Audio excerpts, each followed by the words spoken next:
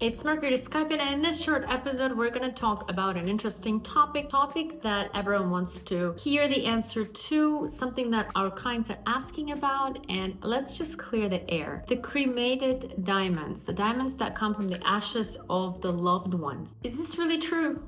Do they exist? We're going to talk about the process of cremation, some of the things that are true, some of the things that are not true, why things are the way they are, and most importantly, should you buy a cremation lab-grown diamond? Number one, the cremation process is a really tedious process done for so many years. There's so many studies on how it's done. And if you read these studies, you can see that the carbon while the body is cremated is all lost.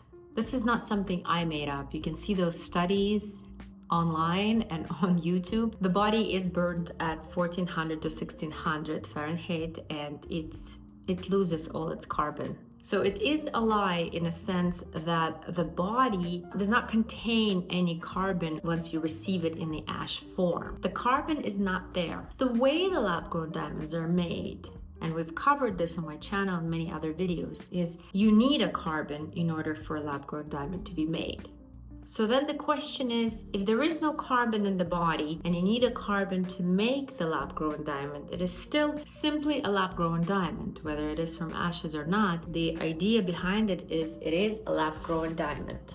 So therefore, the companies that are claiming that the lab-grown diamond is derived from the ashes of their loved ones are simply lying or taking an advantage of those that are in pain at the moment. And then again, I want to say something. At the moment when a person goes through such a hard topic, it is really hard to part sometimes from our loved ones. So I almost feel like these people, they know a lot of this. A lot of them do this research and they still go for it because they want to believe that story. They want to believe that story that in their ring is their loved one. That makes them happy, whether deep down inside they know it's true or not true. That idea makes them happy. A lot of the times we as people, we believe in something we want to believe.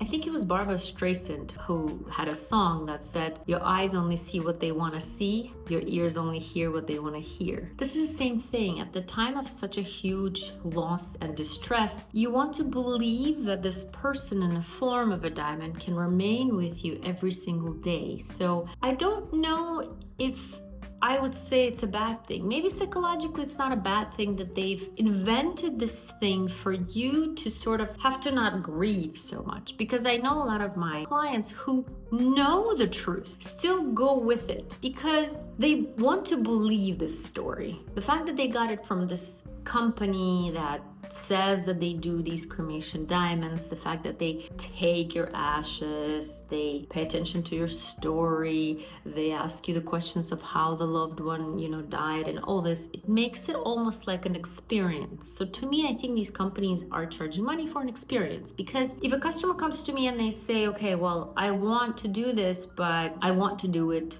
in the honest way, and I explain to them that this is not possible scientifically, then my 2 cents are on this is, one, you can always just buy any lab-grown diamond, make a ring or a pendant and emphasize it in the loving memory of your loved one.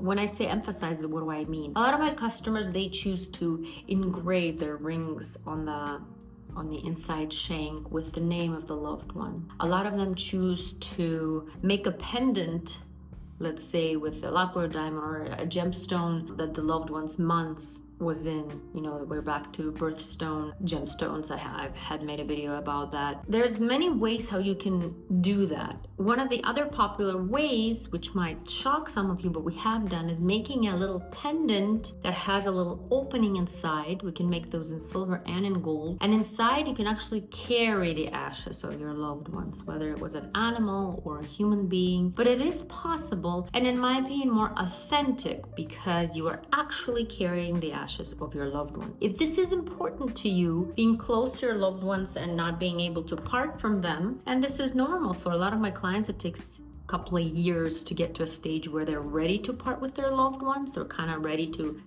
leave that behind, that this person is no longer in their life, then you can always just make a pendant with the ashes and carry it, or a ring, or a bracelet. We offer all of those. In order to answer the question of this video, and for the purpose of this video, it is a myth. You cannot scientifically make a lab-grown diamond from the remains of your loved ones. That cannot be done.